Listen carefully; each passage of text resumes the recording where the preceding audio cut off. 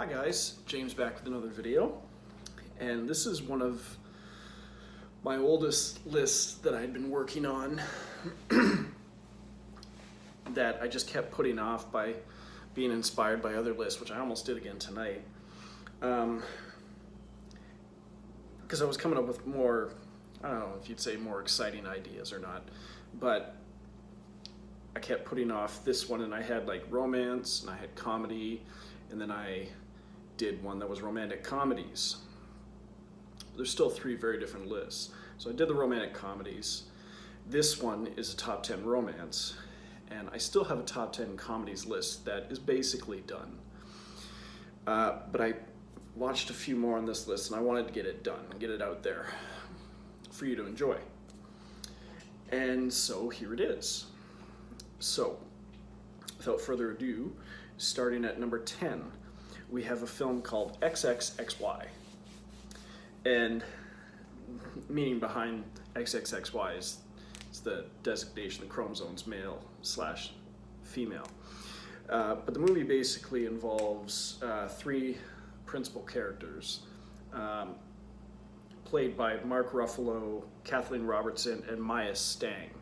And Maya Stang, the only thing that, she's an Australian actress, the only thing I'd really seen her in other than this was an Alex Proyas film called Garage Days, sort of an indie film lost in the shuffle with all of his other major films that I might try putting on a list one day, because I don't think it gets talked about at all, and I think it has a certain amount of charm and it deals with a band. I'll stop there because I'll talk about it when it gets to a list if it does. But this one is sort of a love triangle. It starts out that way. You've got three adults in college: Sam, Thea, and Coles. And Sam is Maya Stang, Thea is Kathleen Robertson, and Coles is Mark Ruffalo. And they sort of get involved in each other's lives romantically, all three of them together at one point, but mainly it was Coles and Sam that had a thing, and Thea was sort of on the outskirts. But then school ends and they go their separate ways, and like 8 to 10 years later, they all come back together. And Thea's married to a guy, and they own a restaurant, and Coles is living with a woman. He's an illustrator for, I believe, a newspaper. He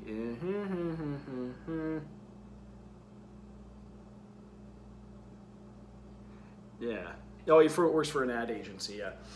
And Sam comes back into town after just breaking off an engagement. And things sort of pick up again between Sam and Coles, while Coles is still involved. And it's the dynamic between the three of them that's the key to the film. And I thought it was really, really well done, the way the three of them interact back then and now. And there's an incident that happens that you don't see all angles of, that they reveal later on, that complicates things. But it's essentially a character piece between these three characters, and I thought it's really well done and doesn't get enough love. So that's xxxy. Number nine, we have an Australian film. I mentioned it before because it's done by the same director as Backtrack and Michael Petroni, and it's a film called Till Human Voices Wake Us. And it stars Guy Pearce and Helena Bonham Carter. And Guy Pearce, his father has just died, so he's brought his father's body back to be buried in the town of his choice. And he teaches psychology. Sam, that's Guy Pearce's character, teaches psychology. So he's left to take his father's body home. And on the train, he meets up with a woman, calls herself Ruby. And they talk for a bit on the train, and then Sam falls asleep. Then when he wakes up, Ruby's gone. And while he's back in his hometown reconnecting, he meets up with Ruby again. Very mysterious woman. And they have their interactions. And it also flashes back and forth between like 20, 30 years ago and present day, where Sam had a childhood friend named Sylvie, who had she had problem walking. She had like leg braces and stuff, and they were out one, and it shows them like in their childhood, and I don't want to get too much into this one. She ended up something happened when they were young, and she ended up dying. They were down by the lake, and he took her leg braces off so that they could go both float in the water. This was at night, so they could look up at the stars. And at one point, he lets go of her hand to point out something, and she ends up drifting away and ends up drowning because she couldn't swim with the problems with her legs and stuff.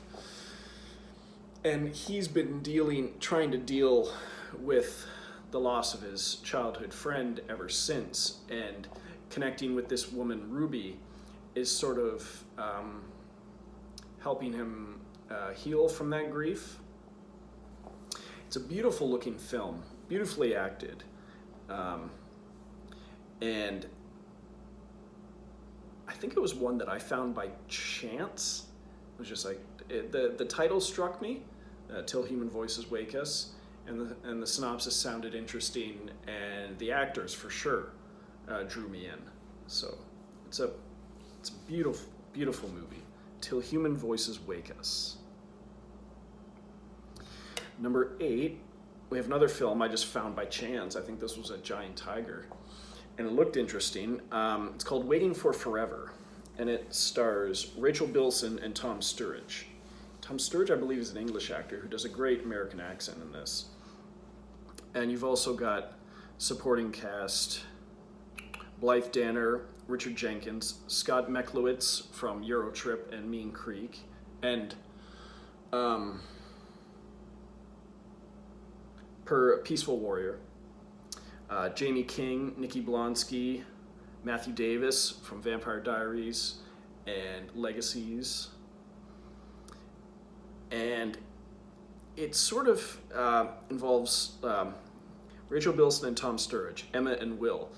As kids, were friends, and Will's parents died in a train accident when they were kids, and she helped him through that tragedy, and he's always loved her for that. And they grow up, she moves away. She ends up, I think, getting into acting. She has a successful acting career, and she's come back home to visit her parents. Well, he never left, and he works, well, really as a street performer, and just like performing on the street for money and stuff like that. And he's always loved her, and he's always wanted to see her again. And he ends up professing his love for her, but she finds it a little unsettling, not so much creepy, but a little unsettling. But you've also she's got a boyfriend played by Matt Davis,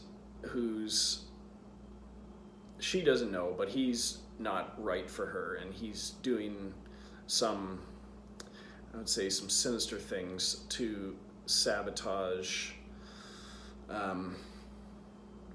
sabotage Will, because he can tell that somebody wants my girl, so I'm going to get him out of the way. And okay, spoiler alert.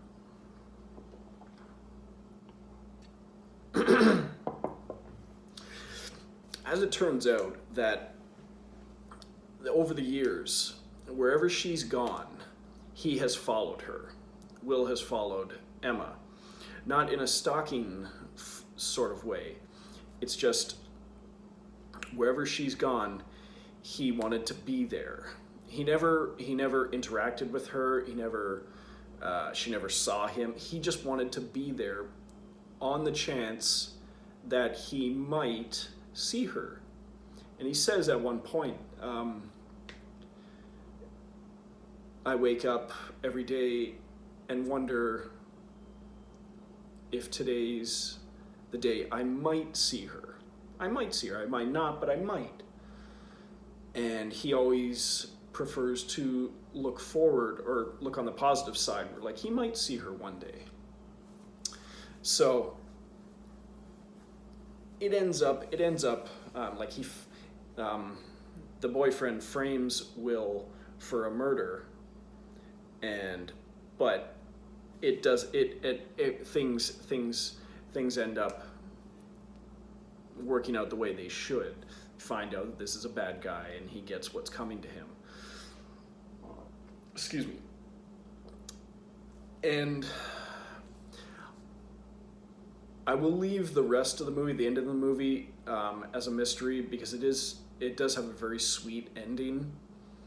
But Tom Sturridge is a fantastic actor in this movie, and it's worth watching just for him, pretty much.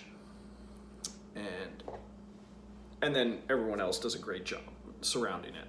So that's as far as I'll go with that one. Waiting for Forever. Number 7, we have a movie I saw in college with a good friend of mine. Went downtown Toronto to the Cumberland, I think, this great old artsy theater that would play movies like, I believe, the theater in London, and name escapes me, starts with an H. No, I can't remember. It's a theater that would play a lot of artsy, indie, limited release movies. Beautiful theater. And the movie is from 1998. It is called Dangerous Beauty. And it's based on a book called The Honest Courtesan. And it takes place in Venice. I don't know that it says the year. Oh, wait. The late 1500s. And it stars Catherine McCormack, Rufus Sewell, and Oliver Platt, and Fred Ward, Naomi Watts, Moira Kelly, Jacqueline Bisset. Great cast. And Catherine McCormack plays Veronica Franco. And she's always been in love with Rufus Sewell's character. His name is... He's Marco Venier, who is from a very rich family, so he has to marry someone rich, and that's Naomi Watts' character, Julia Delez, something like that. And so they've always been in love, but they can't be together. So she has to make a living. Her mom basically gets her into the business of being a courtesan. It's sort of like a prostitute, or like a high-priced prostitute escort. But back then, it was a more classier profession, and they were used to seduce and entertain welcoming, like, officials, political, very rich people. And they made a lot of money for it too. So she gains a reputation of being like a national treasure. And so she's rising in her job, but can't be with the men she loves. And it's one of those, they can't be together, but they've always loved each other. And will they ever get together? And Oliver Platt is fantastic in a supporting role, as He's one of Rufus Sewell's best friends. Well, his brother or cousin, I think, plays Mafio Venier. And their uncle, is Fred Ward playing Domenico Venier. And Oliver Platt's character has a very good character arc in this one. Yeah, I'll leave it at that one. So based on a true story, but I think it's also based on a book, but I think it's also based on real people that existed way back then. So that was Dangerous Beauty. Number 6, we have a film from 2011 called One Day. And this is directed by Lone Scherfig, who did Their Finest. That was the only other one. The more I saw that one relatively recently with my girlfriend, I showed her this one. And this one, that's a good movie. This is a great movie. And it stars Jim Sturgis, Anne Hathaway, Patricia Clarkson, Ken Stott. And it basically takes it. You get Dexter and Emma, Jim Sturgis and Anne Hathaway. Anne Hathaway doing a great British accent in this, by the way. And they meet, I believe, right before graduation from college or university. And it covers the next 20 years of their life, but always taking the same day. There's that day they meet, and it takes that same day every year for 20 years. So you get a segment, and then it goes 1 year later. Like, I think it covers, okay, it says 18 years, but basically July 15th. And so the next scene would be in like 1988. And so the next not scene, but segment would be July 15th, 1989, then 90, 91, 92, 93. And the movie starts in present day, and then it goes back to 1988, and then it goes one day every year. And it shows their relationship coming together, growing apart, coming together, growing apart. And yeah, the pleasure in this movie is the journey, so I won't get too far into it, but beautiful, beautiful movie, showing there's a phrase, no, it's the tagline above the title. It says like 20 years, 2 people. Fantastic movie. One Day. Very fitting title. Number 5, we have a film another one from 2011 called Like Crazy. This is a film by Drake Doremus, the first of his that I saw. I've only seen 3 of his, with several more that he's done that I still need to watch. But from the 3 that I saw, which was Like Crazy, Breathing, and Equals, this is by far my favorite. Probably will be after I watch the rest, but I don't know. I haven't seen them yet. And this stars Anton Yelchin, Felicity Jones, and Jennifer Lawrence, primarily. And Anna and Jacob, Felicity Jones and Anton Yelchin, she's there on a is it a school? Yeah.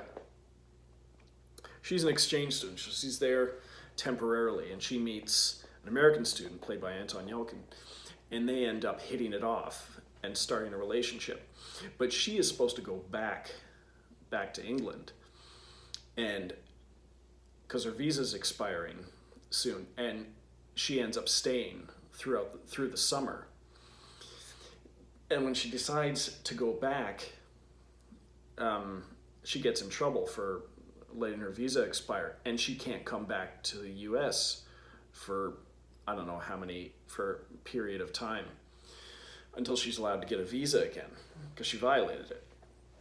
And so he comes to visit her, and then when she's able, she comes to visit him, and then he decides to come over there, and her parents love him, and they are played by Finola, is it Alex Kingston and Oliver Muirhead, and they love him, and so they encourage the two of them to get married so that she doesn't have to go anywhere and they can be together.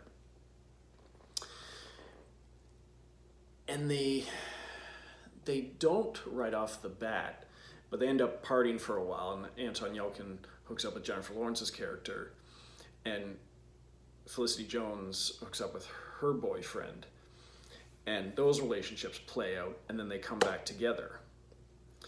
And it's, for a movie that was largely improvised, I'm told, it is fabulous.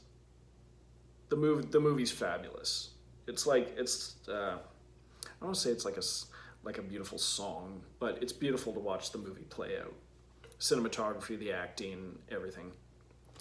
Like crazy. Number 4, we have a film from 1998 called Playing by Heart.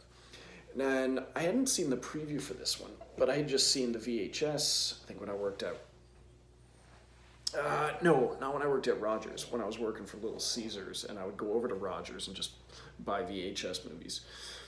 And it just had the cast that was on the cover drew me in, and the movie ends up being fantastic. But the cast, because you're not going to believe it, like this one stars Gillian Anderson, Ellen Burstyn, Sean Connery, Anthony Edwards, Angelina Jolie, Jay Moore, Ryan Phillippe, Dennis Quaid, Jenna Rollins, Jon Stewart, Madeleine Stowe, Nastassja Kinski, Amanda Peet, and apparently Hilary Duff has a cameo in the movie. And there's too much to cover on this one, but it involves with like all these different couples and their interactions throughout the movie that are somehow connected. They're all somehow connected in one way or another, which when you watch it, by the end, you realize what that is.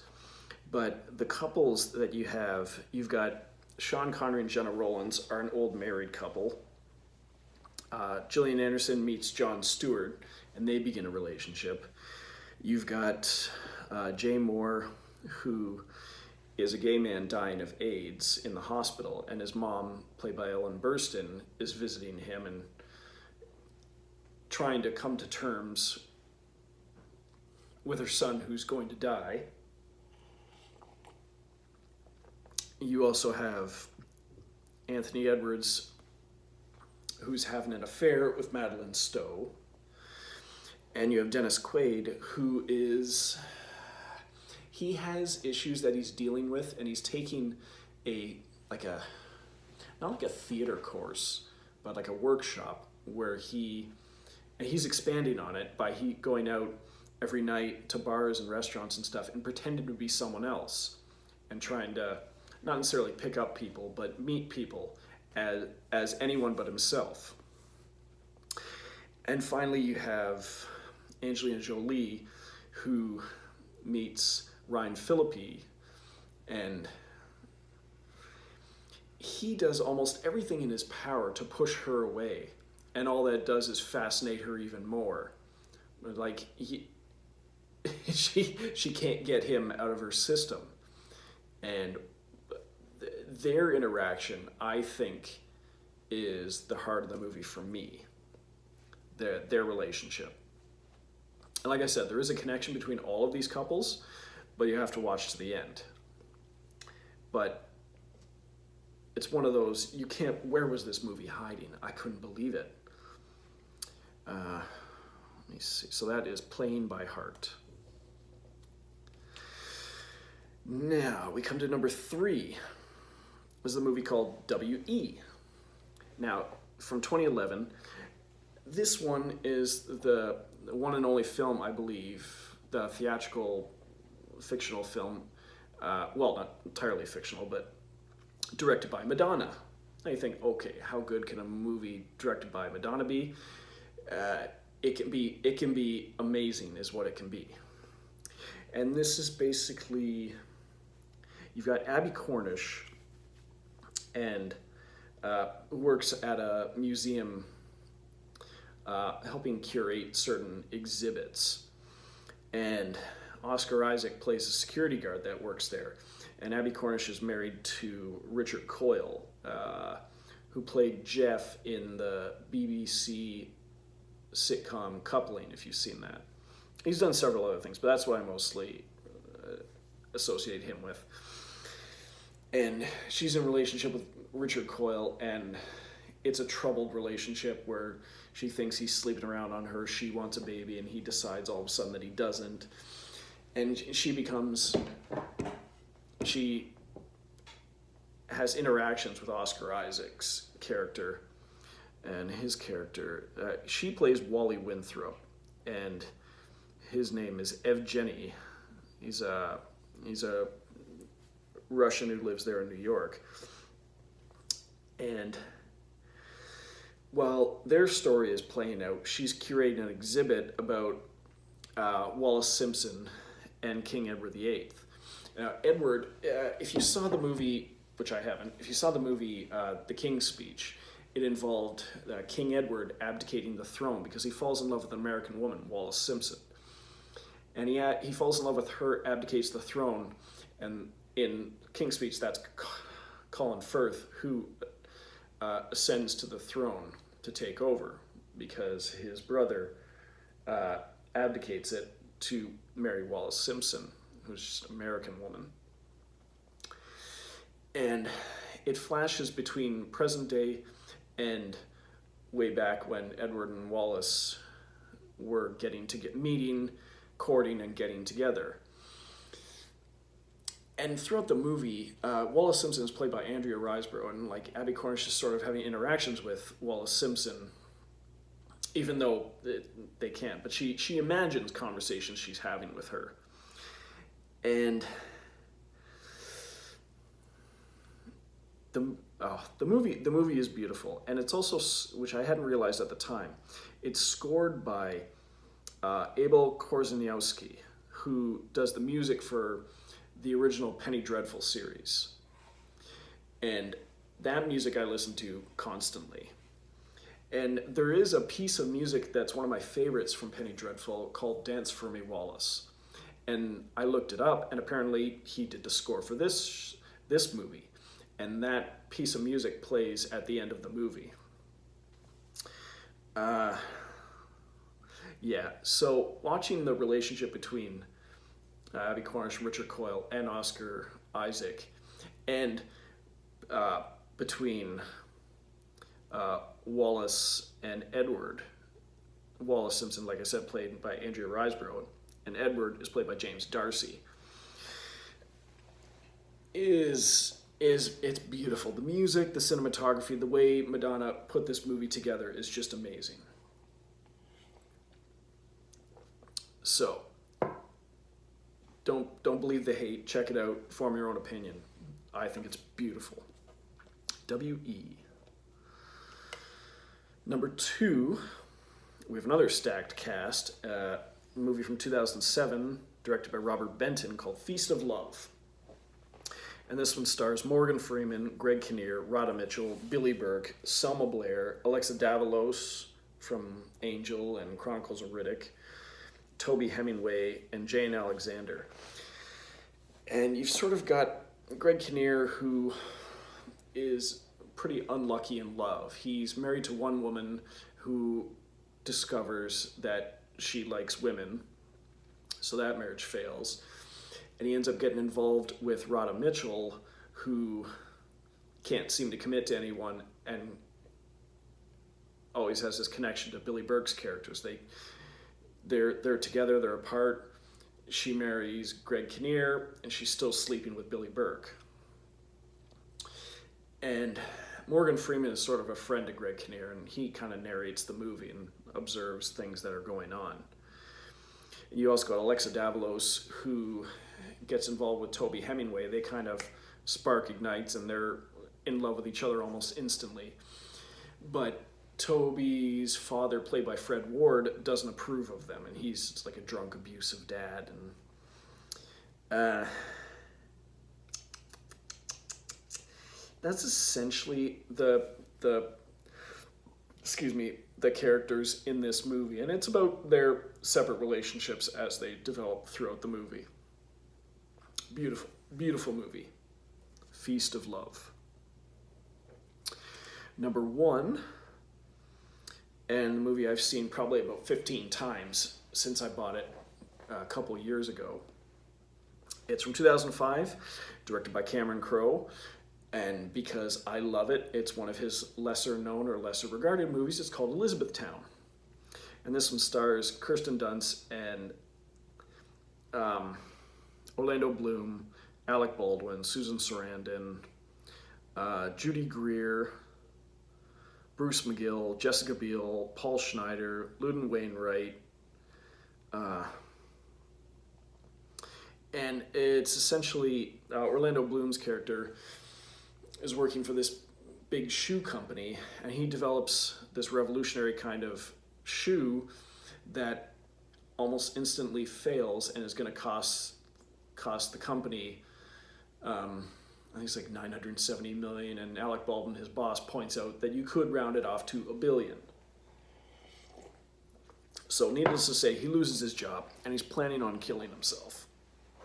And he gets a call from his sister saying that their dad has died. And he has to fly to Kentucky because that's where he went to visit family and had a heart attack and died. And he has to go there, take this blue suit with him, and bury their father. And Susan Sarandon's the mom, Judy Greer is the sister. And he goes there and he meets his father's side of the family, or reunites with his father's side of the family. But on the way there, he interacts with this airline stewardess played by Kirsten Dunst, who they sort of meet and never not meet after that. They form a connection, and she gives him directions and a whole bunch of phone numbers to call if he gets in trouble because he has to find his way through into Kentucky, Louisville. And he ends up calling her, and they talk all night and then meet up. But she has a boyfriend, and he has a secret, which is that he's going to kill himself, but he doesn't tell her that. And so he's dealing with his dad's family and whether or not he's going to be buried or cremated. Also dealing with his mom and sister back home who have their own ideas. And the soundtrack, because it's a Cameron Crowe film, is excellent. And it was the first movie that I had heard this song by Elton John, which I'd never heard before, called My Father's Gun. One song apparently he put out back in 1970, played it when he toured, and then has never played it live since, and I can't find a reason why. And this is my favorite Cameron Crowe film now, and that's my favorite Elton John song.